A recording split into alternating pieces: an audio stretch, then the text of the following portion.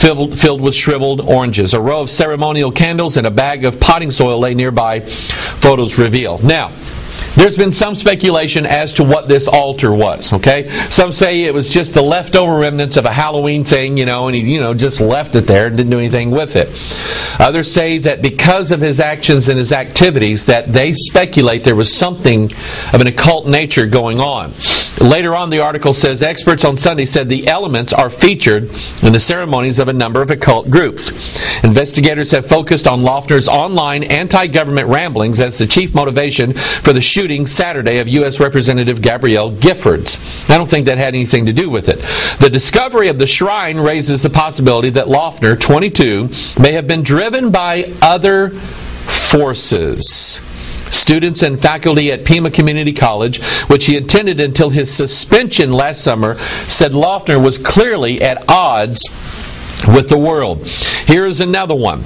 FBI investigators delving into the warped mind of Tucson massacre suspect Jared Loeffner are exploring whether he was influenced by the occult and a right-wing conspiracy theorist. Now I want to stop right here because you and I both know that as soon as this happened, all of the left-wingers come out and said, see, he's been listening to talk radio. He's been listening to the climate of animosity in this country, and Sarah Palin had a bullseye upon Tucson and all this, and blaming everybody in the world for it. I mean, it's just all about power grabs in this country. Okay, anytime something happens, you can expect the political pundits from both sides to jump in and say, it's their fault. It's their fault. So, that's what's going on.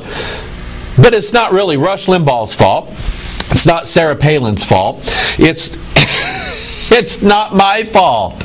I don't think it's Alex Jones' fault. I don't think it's Jesse Ventura's fault. I don't think anything like that had to do with it.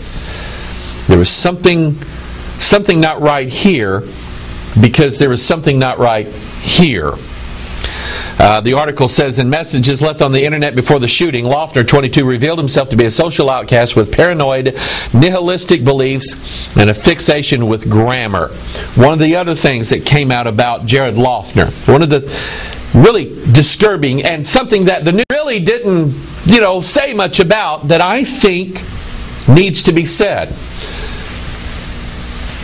This was one of his favorite rock groups, a group called Slipknot.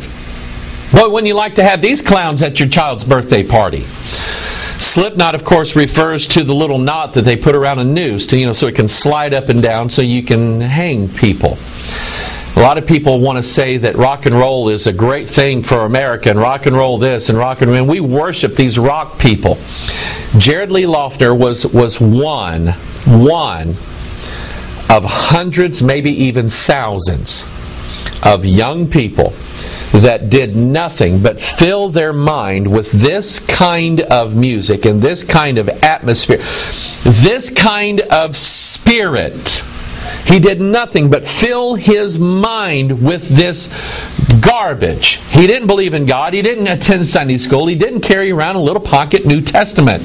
He listened to Slipknot. He listened to the message. He was influenced and driven by the music itself and the spirit behind this music. We go back all the way into the 70s, the 80s, and the 90s, and even into the last decade, and we can see numerous young people performing crimes. Columbine. These two young men who shot these students in Columbine were loaded. Their minds were loaded with this kind of music. Students, young people, blowing their brains out, killing themselves, suicide pacts. Why?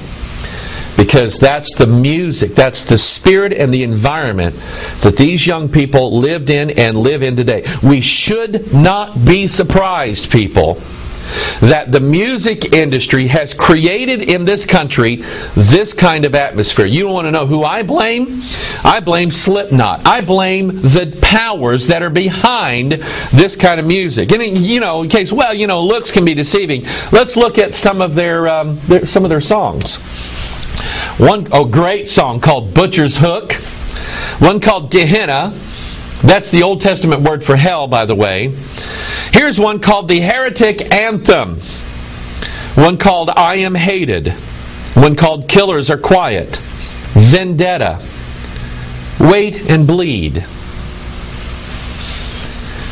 These were the songs that he listened to. This is what he knew.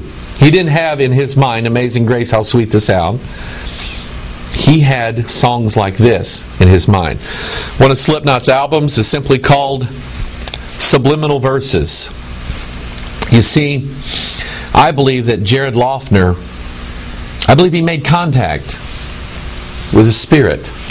I believe that, and I'll show you that. Look at this article. Gabrielle Gifford's shooting. Jared Loughner believed he could fly.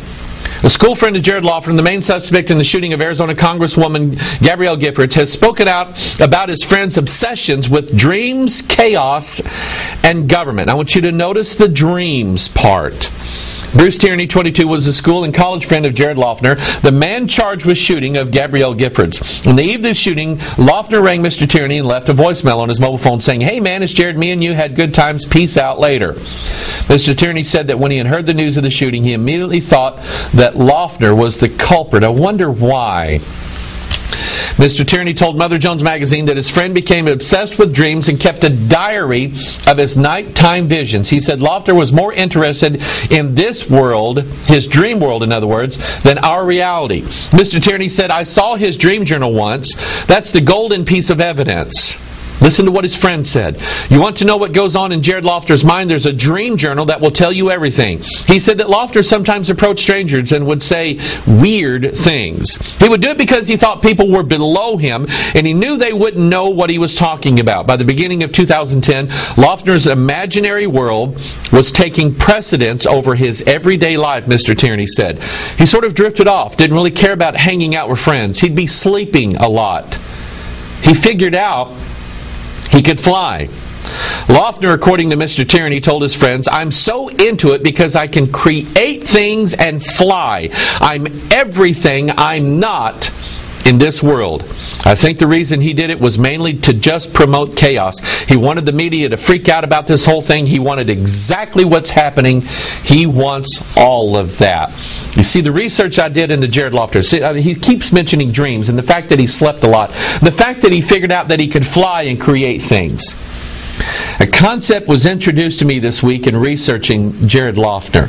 Something that I kind of knew about, but I didn't really know much about it. The more I knew about it, the more I realized that there's probably a lot more Jared Loughners out there. Let me do this. We go to the book of Deuteronomy, chapter 18. I have a video that we put out about a year ago, something like that, called The Forbidden Practices. If you don't have a copy of that video, you can't find it online, give us a call at our ministry. We'll send you a copy of that DVD. You need to get this. Because I talk about the things in there that God said in Deuteronomy 18 that you shouldn't do. Make your son or daughter pass through fire, use divination, observe of times, an enchanter or witch, or a charmer, consulter with familiar spirits, or a wizard or necromancer. For all that do these things are an abomination to the Lord. Now, God doesn't just say, "Don't do this." And we go, "Why?" He says, "Because I said so." God always has a really good reason why He doesn't want anybody involved in things like this, because God knows firsthand the spirits that are behind this. He knows them. He kicked them out of heaven. These people don't play very well with others.